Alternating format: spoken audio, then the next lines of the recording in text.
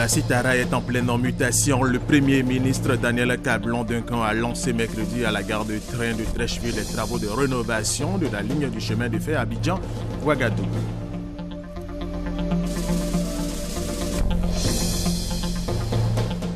Le projet de loi portant modification de la loi relative à l'enseignement a été adopté hier en commission, une loi qui devrait emmener des changements majeurs dans le système éducatif ivoirien.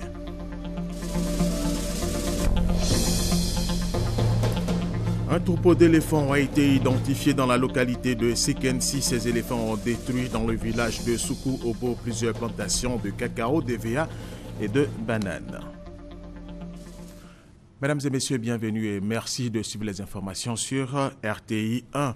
Le président de la République, Alassane Ouattara, a reçu hier jeudi au palais présidentiel deux personnalités. D'abord, Pierre Chory, ancien représentant du secrétaire général des Nations Unies en Côte d'Ivoire, en qualité de représentant du Premier ministre suédois en Côte d'Ivoire. Ensuite, le président directeur général du groupe Orange, Jérôme Kofi Aboulin. Le président, directeur général du groupe Orange, a dit être venu voir le président de la République, Alassane Ouattara, dans le cadre du partenariat public-privé. Il a indiqué avoir exprimé au chef de l'État la volonté de son groupe de continuer à œuvrer pour sa contribution au développement de la Côte d'Ivoire, notamment dans le domaine du numérique. Nous investissons massivement pour apporter la meilleure connectivité au plus grand nombre d'Ivoiriens. Donc on a parlé de ces projets d'investissement. Quelques autres sujets plus techniques. J'ai redit au président combien était grande la volonté du groupe Orange d'accompagner cette activité ici en Côte d'Ivoire pour contribuer au développement économique du pays. Vous savez, la révolution numérique, c'est vraiment la grande affaire des années qui viennent. C'est la nouvelle révolution industrielle. L'Afrique, en plus, a un rôle, je crois, particulier à jouer dans ce domaine parce qu'il y aura dans les années qui viennent, des centaines de millions d'Africains, de jeunes en particulier d'ailleurs, qui vont être connectés au reste du monde via Internet. Et nous souhaitons en tant qu'opérateurs jouer tout notre rôle en déployant des réseaux, des infrastructures.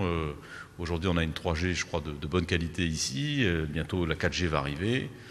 Il y a le défi aussi des réseaux fixes et de la fibre optique qui est devant nous. Donc beaucoup de projets, une grande contribution que nous souhaitons apporter à l'économie de ce pays qui a accompli un redressement remarquable depuis 3 ans, qu'on est très heureux d'y avoir pris notre part. On a une grande confiance dans la Côte d'Ivoire. Quant à Pierre Chory, c'est en tant que représentant du Premier ministre suédois qu'il a échangé avec le président Alassane Ouattara. À ce titre, il a fait savoir que lui et le président de la République ont essentiellement évoqué le développement de la coopération entre la Côte d'Ivoire et la Suède. Nous voulons approfondir les relations entre nos deux pays. Exemple de ça, ce sont des cajous Côte d'Ivoire qui sont produits ici et vendus en Suède. Et c'est un grand marché maintenant en Suède. Et ça, c'est une espèce de coopération populaire, on peut dire, qui est très bien. Bilatéralement, j'ai proposé donc plusieurs domaines où il y a une coopération naissante, et aussi régionalement avec la CEDEAO et globalement aux Nations Unies. Parce que nous avons maintenant, pour la première fois, la Côte d'Ivoire et la Suède, des soldats au Mali, au service des Nations Unies. Et là, on a proposé de notre côté une coopération militaire dans le sens d'éducation, formation. On a une longue expérience, tandis que la Côte d'Ivoire entre maintenant pour la première fois. Et donc, il y a beaucoup on peut faire. Pierre Chory, l'un des anciens représentants spéciaux du secrétaire général de l'ONU dans la crise ivoirienne, il s'est dit heureux de retrouver 8 ans après la Côte d'Ivoire qui, selon lui, connaît avec le président Alassane Ouattara un nouveau départ prometteur. La Citara est en pleine mutation. Le Premier ministre Daniel Kablan-Duncan a lancé mercredi à la gare de train de Trècheville les travaux de rénovation de la ligne du chemin de fer Abidjan-Ouagadougou. De nouveaux wagons ont également été mis en ligne. Hugues Hervé Blé. Un geste symbolique du Premier ministre Daniel Kablan-Duncan, et c'est dans ses nouveaux habits que la gare Sitaraya de Treichville va désormais accueillir les voyageurs à destination des villes ivoiriennes que sont Dimokro, Bouaké et Ferké et des villes burkinabé, Ouagadougou et Kaya. À l'espace d'accueil qui change, s'ajoutent 6 nouvelles locomotives qui viennent améliorer de façon notable les conditions de voyage pour les usagers des rails. Cela marque un nouveau départ, non seulement pour les travailleurs du rail, mais aussi et surtout pour les opérateurs économiques de la sous-région ouest-africaine. Ce train est, à mon avis, un trait d'union essentiel pour la vie économique dans la sous-région. Dans les prochains mois, le voyage va s'effectuer sur des voies réhabilitées après ce coup d'envoi des travaux effectués par le Premier ministre Danek Ablan Duncan. Le groupe Bolloré a choisi d'investir 262 milliards de francs CFA dans cette opération de réhabilitation tous azimuts.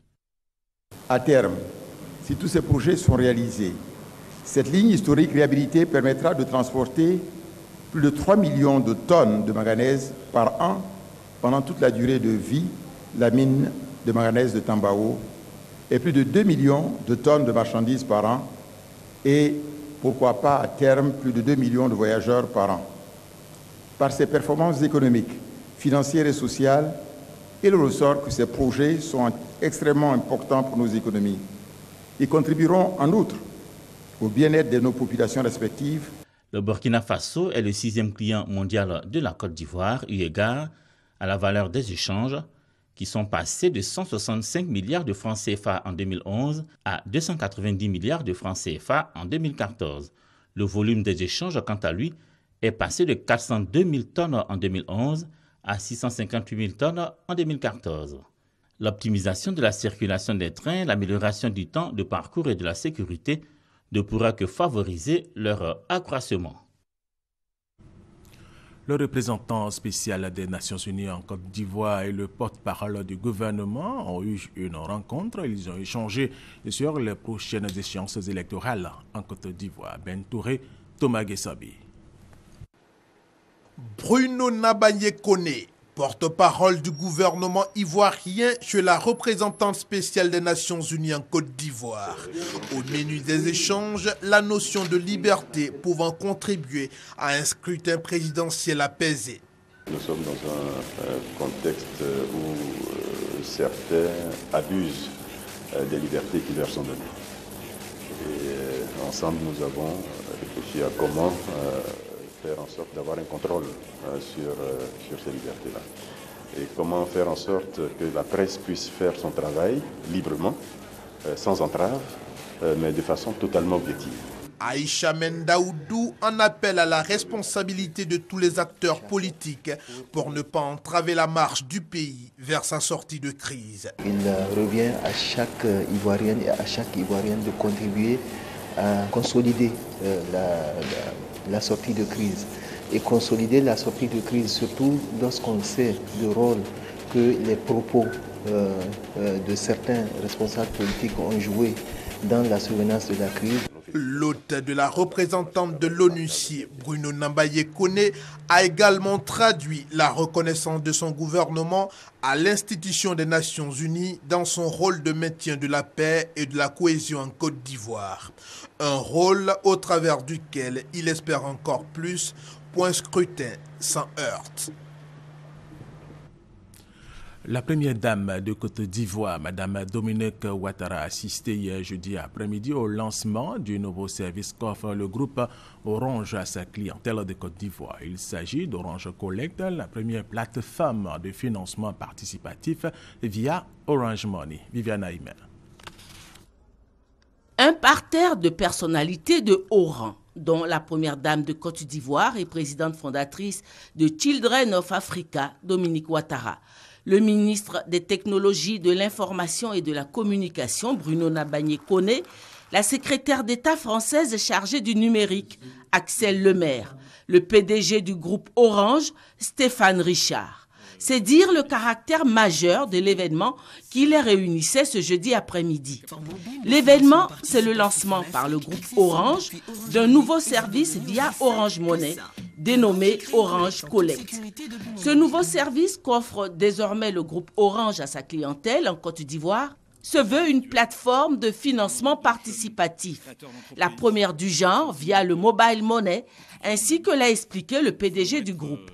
Représentant le gouvernement, le ministre d'éthique, Bruno Nabagné-Koné, tout en saluant la présence de la première dame de Côte d'Ivoire, Dominique Ouattara, a adressé ses félicitations à Orange pour cette innovation de portée sociale, a-t-il souligné. Madame la première dame, nous savions votre implication très forte dans tout ce qui touche à la vie des femmes et des enfants. Mais nous notons avec bonheur depuis quelques années votre contribution personnelle aux côtés du gouvernement à la vulgarisation des TIC en Côte d'Ivoire, à travers notamment l'équipement en salles multimédia de plusieurs de nos lycées et collèges. C'est une importante innovation que le groupe Orange met à la disposition des populations ivoiriennes. Je voudrais donc, en votre nom à tous, au nom du gouvernement ivoirien, saluer cette action du groupe Orange. Bravo à vous et je voudrais vous assurer que nous soutiendrons de toutes nos forces ce projet. À son tour, la première dame de Côte d'Ivoire, en sa qualité de présidente fondatrice d'une association caritative dont les ressources sont aussi le fait de personnes de bonne volonté, s'est dit heureuse de l'avènement de ce nouveau service qu'offre Orange et qui va permettre désormais aux ONG et associations de collecter plus facilement les donations en numéraire qui leur sont faites. Je tiens à saluer l'initiative du groupe Orange, qui, dans sa volonté de contribuer à la création d'un monde plus équitable, a initié la conception de cet outil de financement participatif ou crowdfunding à l'usage des fondations, des ONG et des associations caritatives.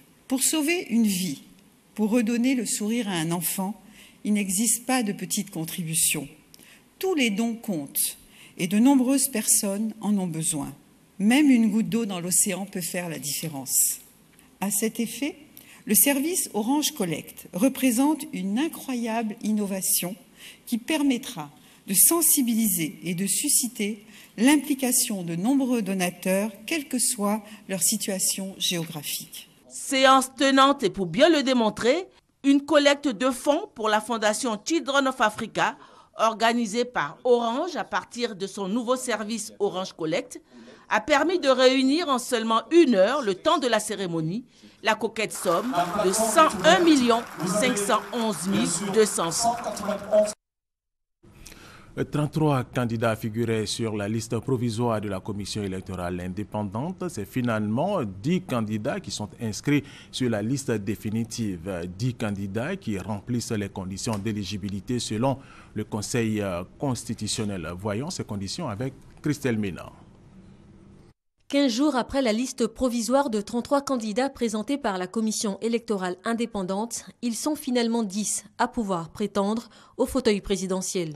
Verdict du Conseil constitutionnel tombé ce 9 septembre dans les locaux de l'institution.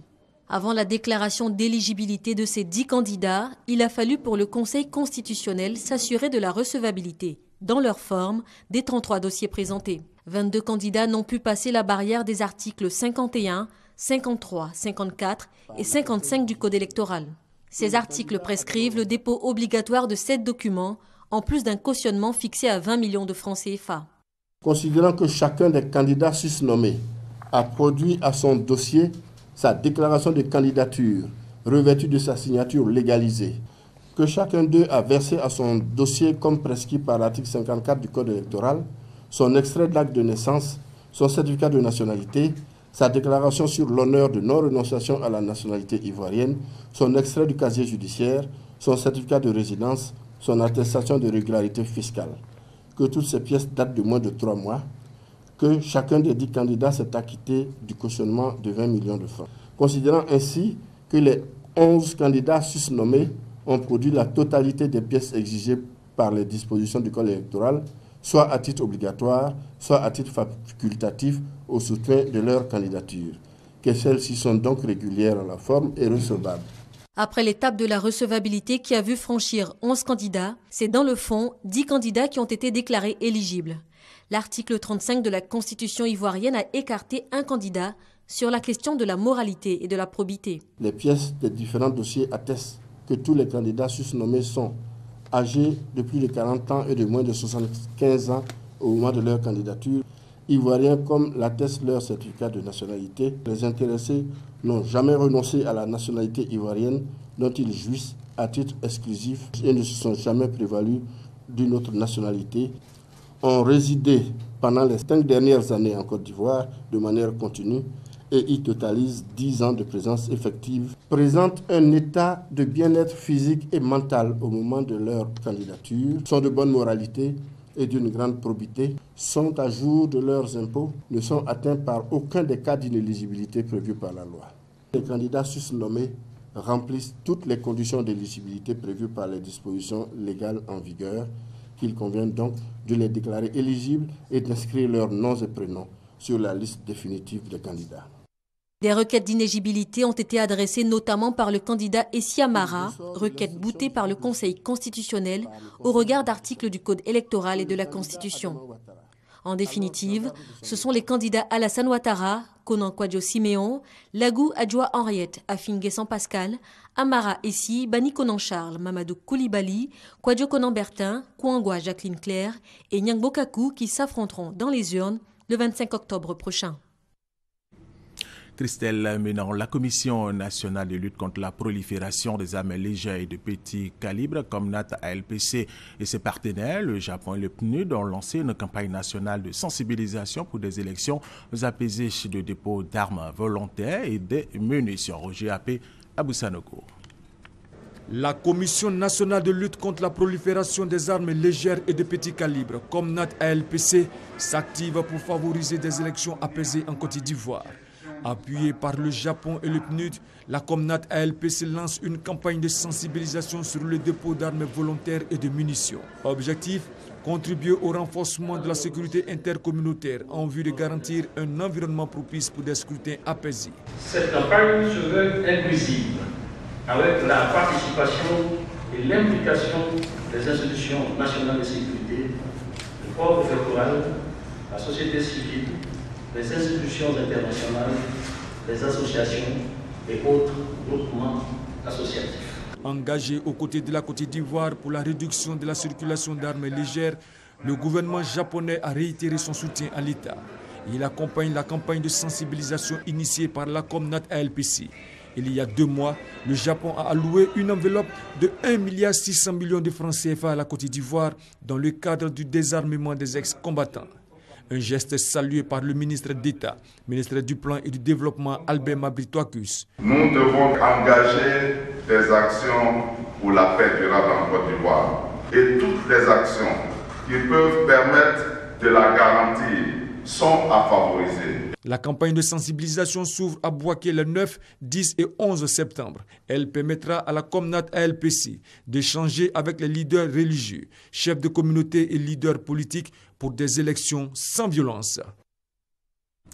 Napié, dans le département de Korogo, prépare activement la victoire du candidat Alassane Ouattara à la prochaine présidentielle. Les militants du RDR de cette localité sont mis en mission avec des moyens de locomotion à l'appui. Jeanne Toubé. Le RDR de Napié, sous-préfecture, dans le département de Korogo, se fixe pour objectif à la prochaine présidentielle 100% de voix pour le candidat Alassane Ouattara dans cette localité. Pour l'atteinte de cet objectif, les militants ont obtenu des moyens de locomotion, du matériel informatique ainsi que divers lots pour les encourager à l'action de terrain. Ce sont 100 bicyclettes, 4 ordinateurs avec accessoires et 50 complets de pagnes destinés aux pionnières du RDR de Napié. C'est un don de Souleymane Siloué, premier adjoint au maire de Napié, militant du RDR et président d'honneur de l'association Chimaténin de Napié. Le donateur a exhorté les militants RDR de Napié et toutes les populations à exercer leur droit de vote le jour du scrutin, mais surtout sortir en grand nombre par devoir citoyen. À Napié, les responsables locaux du RDR œuvrent dans ce sens. Selon eux, le véritable enjeu de la prochaine présidentielle est le vote massif des militants pour la brillante élection du candidat Alassane Ouattara.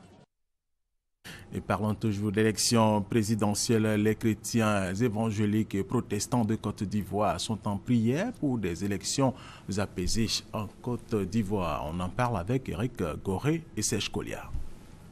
À quelques semaines de l'élection présidentielle en Côte d'Ivoire, prévue pour le 25 octobre prochain, les chrétiens adressent des prières à Dieu. Des prières pour que le scrutin se passe dans la paix et le calme. Invité spécial de ce moment d'adoration, la prophétesse Bongo, ex-compagne de l'ancien président gabonais Omar Bongo. Pendant 4-5 jours, je pense que nous serons bénis par des thèmes que le Seigneur a préparés spécialement pour la Côte d'Ivoire. Dieu nous envoie, nous sommes mandatés, nous venons de la part du Seigneur, on ne vient pas de nous-mêmes. En cette période électorale, les différents leaders des églises évangéliques et protestants de Côte d'Ivoire appellent les populations à cultiver la paix et l'entente. Nous sommes particulièrement touchés de la marque d'honneur qui a été faite à l'endroit de l'église évangélique protestante de Côte d'Ivoire, qui a voulu montrer une fois de plus qu'elle n'est pas divisée, mais elle est unie. J'appelle aussi toute la nation à participer aux différents programmes de manière à ce que ça soit une réussite parfaite, pour que le message qui va être véhiculé soit perçu par tous, pour une élection paisible. Pendant 4 jours, les chrétiens évangéliques vont intercéder pour une Côte d'Ivoire sans violence. Le président de la République, Alassane Ouattara, sera du 16 au 19 septembre prochain dans l'indénié Djouablin. La population s'active pour lui réserver un bel accueil. Kwasi Mamadou. C'est le royaume Djouablin qui va accueillir le premier meeting de la visite d'État qu'effectuera le président de la République du 16 au 19 septembre prochain dans la région de l'indénié Djouablin. À moins d'une semaine de ce moment de communion entre le président de la République, Alassane Ouattara, et la population d'Agnibi-le-Cros, les cadres et le corps préfectoral en tournée de mobilisation. Il s'agit pour le préfet du département d'Agnibi-le-Cros, Suleiman Bamba, assisté du député Oumantano et du maire de la ville d'Agnibi-le-Cros, de sensibiliser la population à gagner le pari de la mobilisation. Car cette visite constitue pour le peuple du royaume Djouablin une occasion d'exprimer sa reconnaissance au président de la République pour les nombreux chantiers de développement ouverts dans la région de l'indénié Djouablin.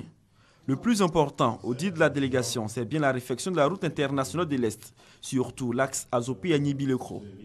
De Doufrebo à Damé, en passant par Tanguelan et à Koboissué, le préfet et sa délégation exhortaient les populations à réserver un accueil digne au cours présidentiel. Le préfet Suleiman Bamba et le député Eoumantano ont demandé aux femmes de renforcer leur union dans les coopératives, car elles pourront bénéficier du soutien de la première dame de Côte d'Ivoire, Dominique Ouattara, pour leur prise en charge. Partout, les chefs de village et de canton ont assuré la délégation de la mobilisation de leur population pour rafler la palme de la mobilisation de cette visite d'État dans l'indénié Djouablin. Le projet de loi portant modification de la loi relative à l'enseignement a été adopté hier en commission, une loi qui devrait amener des changements majeurs dans le système éducatif ivoirien. Plus de détails avec Michel Digré.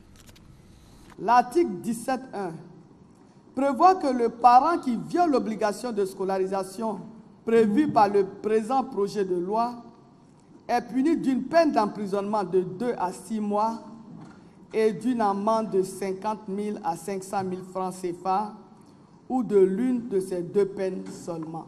La nouvelle loi sur l'enseignement fera certainement réfléchir les parents par 2 fois avant de prendre la décision de ne pas scolariser leur progéniture.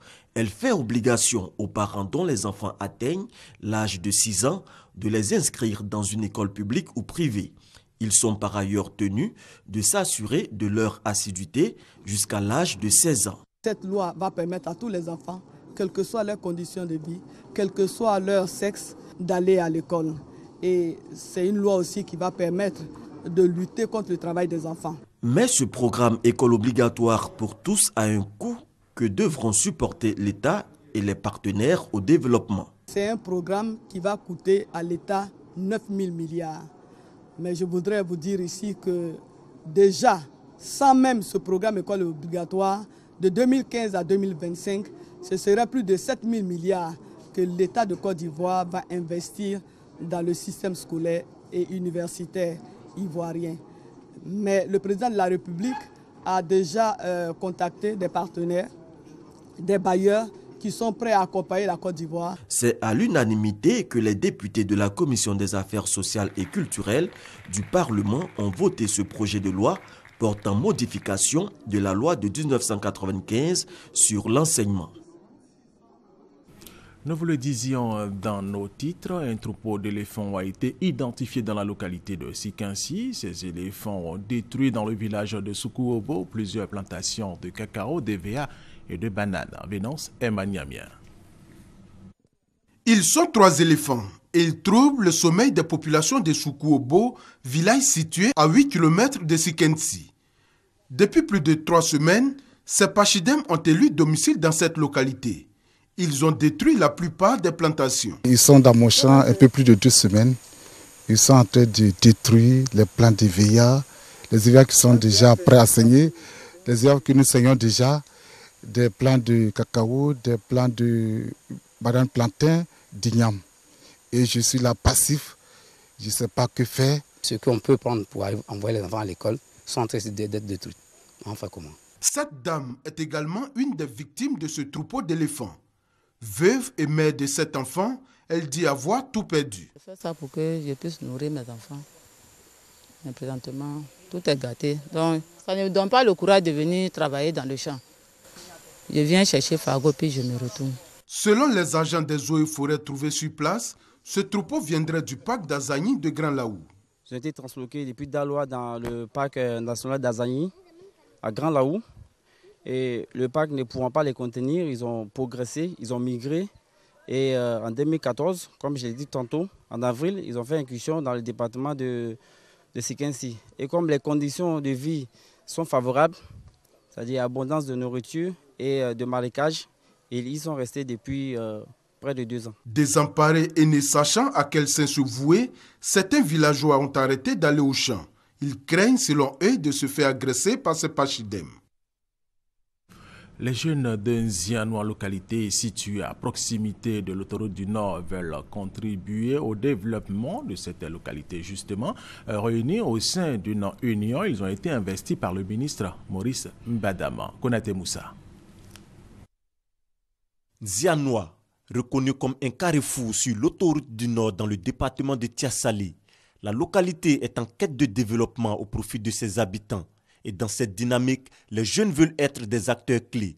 Réunis au sein d'une union, la jeunesse de Zianois a été investie dans le rôle d'artisan de développement par le ministre Maurice Bandama, cadre de la région.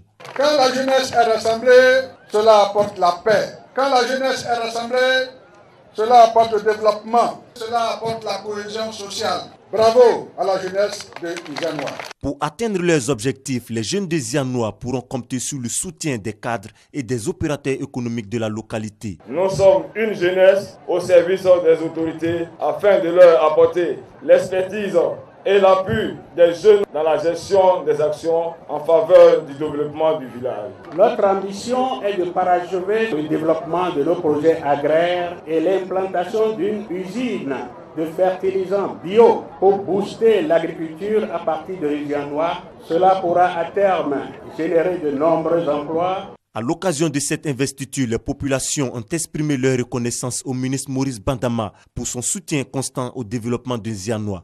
Maurice Bandama a à son tour invité les populations à participer aux élections prochaines dans un climat de paix et de fraternité. Ce rendez-vous avec la jeunesse de Zianois a été marqué par des activités sportives, une opération village propre et une conférence sur le thème « Le rôle de la jeunesse dans l'émergence de la Côte d'Ivoire » d'un Zianois.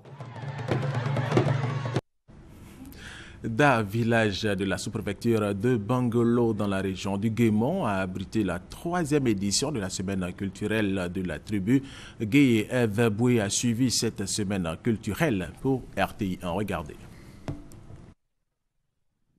Les filles et fils de la tribu Gué en fête dans le village de Da. La 3e édition de la semaine culturelle a tenu toutes ses promesses. Chants, danses et pans du répertoire culturel ouest à l'honneur.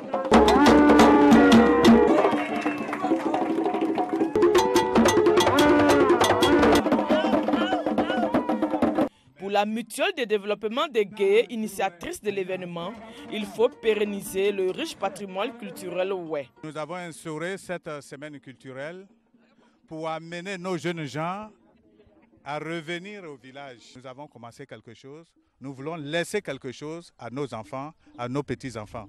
Un acte fort est donc posé. Bientôt sortira de cet endroit le palais de la tribu Gué.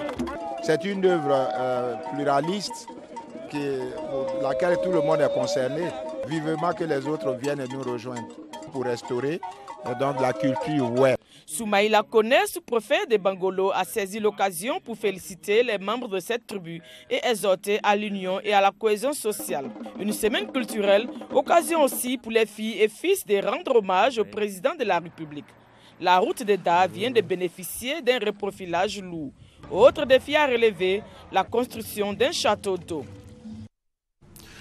3000 enfants de familles défavorisées de Grand Bassam ont été déparasités. L'initiative de l'organisation non gouvernementale Plus de Vie qui a bénéficié du soutien de l'ONG Nancy Côte d'Ivoire. Kwasi Mamadou.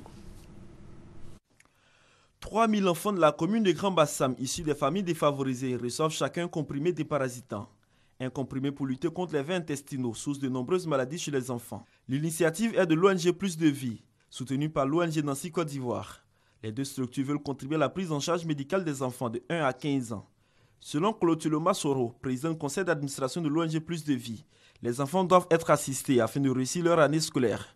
Propos soutenus par Dr Marie-Laure Benjo de l'ONG Nancy Côte d'Ivoire qui a souhaité que les enfants soient encadrés en vue de leur assurer un avenir meilleur. Le maire de la ville de Grand Bassam et la marraine de la cérémonie, Mme Makosi Benjo, salue l'initiative des deux structures. Ils ont invité l'ONG Plus de Vie et Nancy Côte d'Ivoire à continuer à œuvrer pour les plus démunis, car le processus de développement de la Côte d'Ivoire doit inclure la prise en compte de toutes les couches sociales. Créée en 2006, l'ONG Plus de Vie de Soro Kolotuloma œuvre le bien-être des enfants et la prise en charge médicale des personnes du 3e âge. C'est le cas également de l'ONG Nancy Côte d'Ivoire, qui intervient dans le domaine de la santé et de la nutrition. Cette cérémonie de déparasitage a permis la sensibilisation des enfants et de leurs parents sur l'importance du lavage des mains. Et nous allons terminer avec cette information. Le Premier ministre Daniel Kablan-Duncan a fait le point de son séjour dans la capitale sénégalaise où il a pris part à la 4e édition du prix Abdoulaye Fadiga pour la promotion de la recherche économique. Il a réitéré ses félicitations à l'endroit du Togolais Yao Dossa, lauréat 2014 du prix Abdoulaye Fadiga pour la promotion de la recherche économique. Le chef du gouvernement ivoirien a également évoqué ses échanges avec le président sénégalais Macky Sall, des échanges qui ont essentiellement porté sur le renforcement de la coopération entre la Côte d'Ivoire et le Sénégal. Et c'est la fin de cette édition. Merci de l'avoir suivi. Restez avec nous sur RTI 1.